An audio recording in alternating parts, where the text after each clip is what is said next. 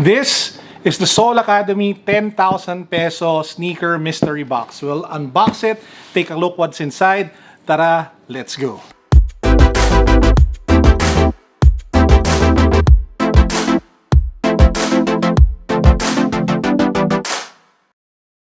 So one of my favorite sneaker shops, Soul Academy, recently announced that they are doing mystery boxes now.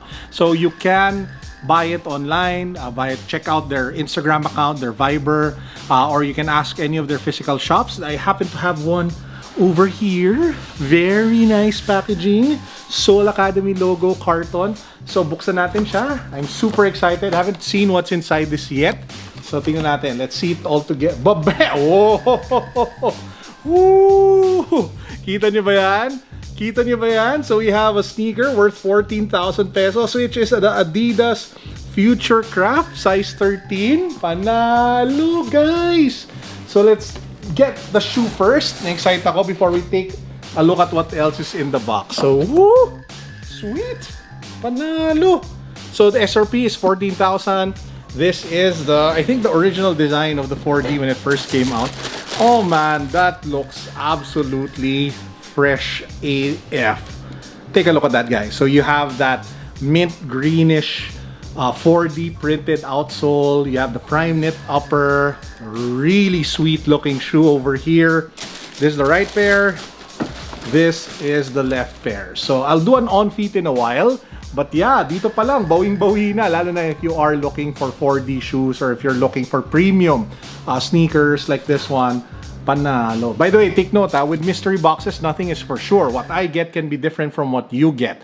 So just take note na if ever you will buy mystery boxes, there is a certain amount of risk involved, okay? Hindi siya 100% tiba-tiba ka.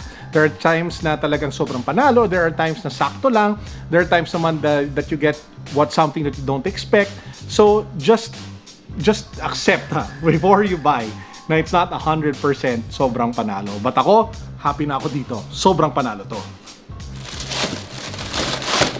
By the way, what's your feeling about 4D sneakers from Adidas? Let me know if you guys have tried it and what you feel, if you like it or not. And to those who haven't tried it yet, what is stopping you from buying 4D sneakers from Adidas? Okay, comment down below. Let me know. I'll try to reply to as many of you as possible. And while you're at it, guys naman, matagal na tayong magkasama. Hit that subscribe button and don't forget to give this video a thumbs up.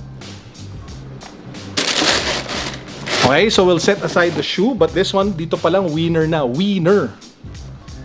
Now we still have a few more items inside the box, so let's take them out one by one. So we have Soul Academy shoelaces. So this one is in black. So with metal tips that says Soul Academy. Nice merch. We have the Soul Academy ito pa bango? What is this? I don't know. I think it is a shoe cleaner or a shoe spray of sorts. So let's take a look. Buksan natin siya. So this is the Soul Academy chemical-free natural filtered water. What is it? It just it's room scent. Soul Academy has room scents. I did not know that. So apparently this is an alcohol-free, non-aerosol, non-harmful air freshener and disinfectant solution. Panalo Spray natin. May nakita ko lamok eh. Yeah. So I did not expect to see this in the package. I thought it would be like a shoe cleaner. And then we have... Oh! What is this? Oh, nice! It's the Soul Academy Essentials denim jacket. You know, dito kakasya sa akin, guys, but maganda pa rin siya. So it says Soul over here at the front, and then if you take a look at the back, embroidered din nakalagay Soul. Oh, diba? This one SRP is 3,295. So if you add it all up, you have 14,000 plus 3,000, that's 17,000. I don't know how much this one is. Wala siyang price. Assume mo ng 1,000. So, tiba-tiba na. Maganda. Overall value plus this one. So yeah, if you want to order one or if you want to learn more about Soul Academy mystery boxes, the link to their Viber, Instagram, and other details can be found down below. As I am showing you the on-feet of the 4D, let me answer the question. Why do I like 4D sneakers now? Now, to be honest guys, before hindi ko siya gusto. If you've been an OG on this channel, you know that when I first tried 4D shoes, I didn't like it. I just felt disappointed, especially since I was coming from the comfort that I got from Boost shoes. But what I realized was that they really just need breaking in. So if you wear them more, it becomes softer. It will never be as comfortable as an Ultra Boost, but it's okay. And it's much better than your typical shoe. So if you like the futuristic design, if you like the edgy look, then it might be something that you might want to get into. Ako, I just have maybe 3. Oh my, I think I have 2. I have 2 of the chalk white mist 4Ds, Ultra 4Ds, because I really like the look and the color. But apart from that, yun na yun. But now I have another one, so this one will add to the collection. Anyway, now before we end, I just want to do a quick shout out. This one was sent over by a local coffee company. They're called Cafe Amera. So they're ready to drink coffee. You can put them in the ref and they taste friggin' amazing.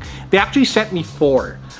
This one is the cold brew Spanish latte and the matcha, but they sent me a hazelnut one and I forgot the other one. Ubus na kasi.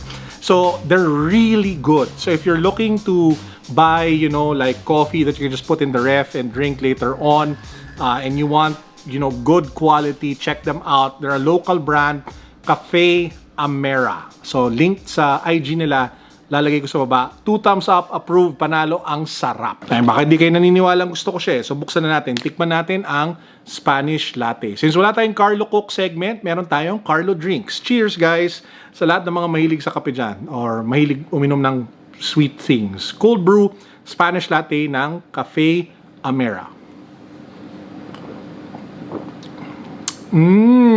¿Cómo estás? Biglang nag-Spanish yun. I miss Spain.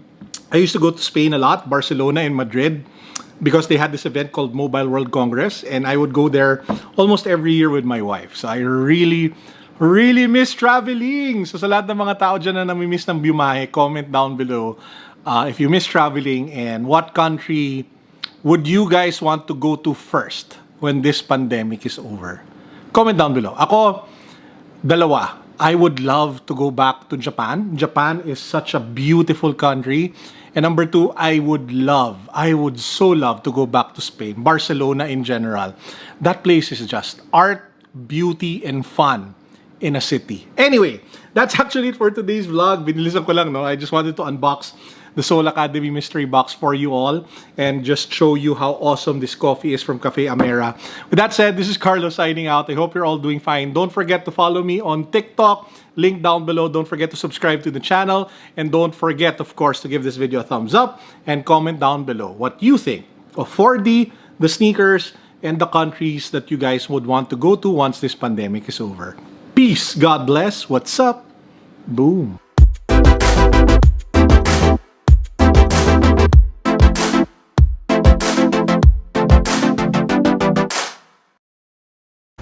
Guys, wala tayong Carlo Cooks today kasi ang nagluto si Mrs. O, diba? Meron tayong crispy liempo.